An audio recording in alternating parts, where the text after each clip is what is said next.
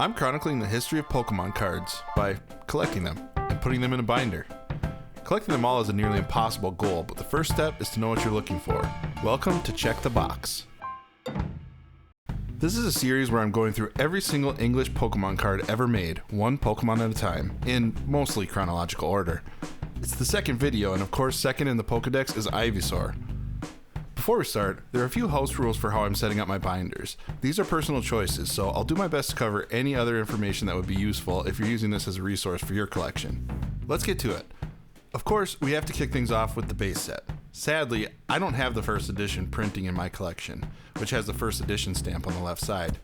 I'm printing placeholder cards for my binder to track what I'm missing. So I'm not off to a great start, but luckily there are a total of 4 different base set printings to collect. The second is the Shadowless version, dropping the first edition stamp. Next is the Unlimited version, which added the drop shadow below the artwork, hence the name Shadowless for the previous printing. The fourth printing is harder to distinguish. The only difference is the addition of the year 2000 to the copyright language. The base set artwork was also printed in base set 2, now sporting a set logo on the right side of the artwork. Continuing with the reprints trend, 2 years later we saw the Legendary Collection set. To keep things interesting, this set introduced the concept of reverse holo cards, debuting with a unique design that is yet to be matched. Skipping ahead over 20 years, we see the final reprint of the base set artwork in the Pokemon Trading Card Game Classic, featuring a somewhat more traditional holo pattern.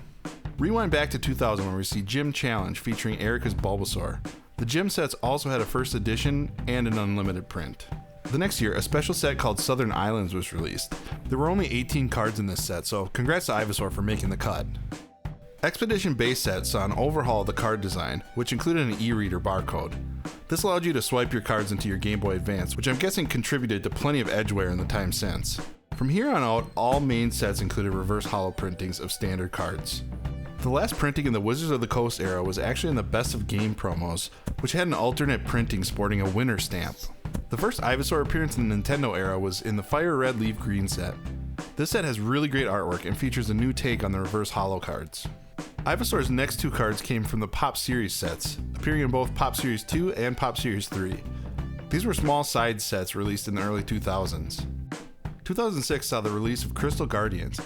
Ivysaur had 2 cards in this set, each with a reverse holo pattern. The reverse holo design includes the set logo, which is a really cool feature in this era. To cap it off, the second artwork had a pre-release stamped printing as well. Ivysaur made an appearance in Secret Wonders in 2007, and again in Supreme Victors in 2009.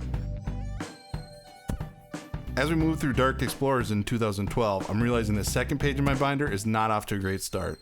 It wasn't until 2017 that things picked back up again with the Shining Legends set. It took another 5 years for Ivysaur to make another appearance in the Pokemon Go set. Then came the 151 set, which featured all the original Gen 1 Pokemon, and Ivysaur got his first and only full art card with this illustration rare. The last Ivysaur card as of making this video came in the My First Battle decks. As you can see, Ivysaur's Master set is much smaller than Bulbasaur or Venusaur sets, and as a middle child, I can certainly empathize. If you're looking to pad your Ivysaur collection, he has had pretty discreet cameos in the Togepi and Raticate from Southern Island. I didn't consider these for my Master List because they don't show his face, and they're both really just an overlap of the Ivysaur card in this same set.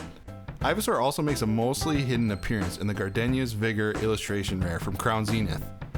Again, I didn't include this in the Master Set list since this card is more suited for an I Spy binder or something. Actually, that kind of sounds like a cool idea. Before we wrap this up, I'll just throw one more out there for anyone going all in for Ivysaur. I'm sure there are dozens of you. You could conceivably add this Bulbasaur from Secret Wonders to your binder since the art connects to the Ivysaur artwork. Okay, that should do it. Every English Ivysaur card ever made. As always, please let me know in the comments if I'm missing anything. If you enjoyed this video, make sure to like and subscribe so you don't miss future episodes. The next episode will be Venusaur, so strap in. That set is much more difficult to complete. Thanks for watching and keep coming back if you need more boxes to check.